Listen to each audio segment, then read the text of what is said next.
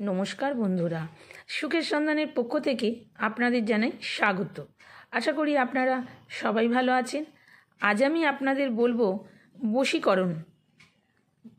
কেউ অনেকে চায় না মনের মানুষকে বশীকরণ করতে, বা আপনি সবাইকে করতে পারেন। ধরুন শাশুড়ি, বৌমা, বা ভাই বোনকে, বন্ধু বান্ধব, গার্লফ্রেন্ড বয়ফ্রেন্ড, সবাইকে করতে পারেন। যার যেটা প্রয়োজন সে সেটা করবেন, তবে কোনো অসৎ এতে ব্যবহার করবেন না। কি করবেন? যে কোনো সোমবার দিন স্নান করে উঠবেন। স্নান করে উঠে একটা ভুজ্জিপত্র নেবেন, নিয়ে তার উপরে এই মন্ত্রটা লিখবেন। ডুমুর গাছের আঠা দিয়ে লিখতে হবে ঠাকুরের সামনে। মন্ত্রটা কি? ওম নমঃ সর্বলোক বশীকরাং কুরু কুরু সাহা। এই মন্ত্রটা লিখবেন। এবার যাকে বশীভূত করবেন তার ছবিটা কিন্তু ওই ভুজ্জিপত্রের সাথে সাটিয়ে নিতে হবে।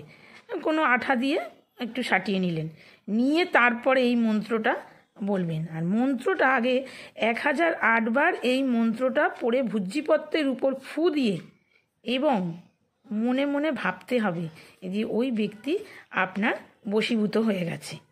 আগে মনে মনে ভেবে নেবেন যে যে ব্যক্তি সম্বন্ধে করছেন।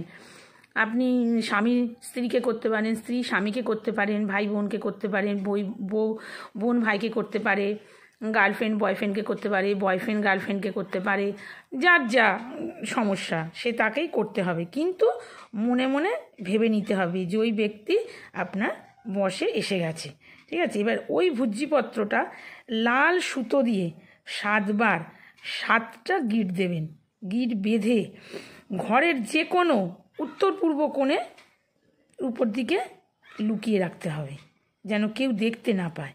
ওইটা রেখে দেবেন। এবার যখন বশ হয়ে যাবে তখন কোনো প্রবাহিত জলে ওটা ভাসিয়ে দিতে হবে। যাকে বশ করবেন তার সামনে রেখে ওই মন্ত্র, মানে ছবি রেখে তার সামনে রেখে, মানে তার ছবির সামনে রেখে 108 বার প্রতিদিন এটা জপ করবেন। আর মনে মনে ভাববেন যে সে আপনার বশ হয়ে গেছে।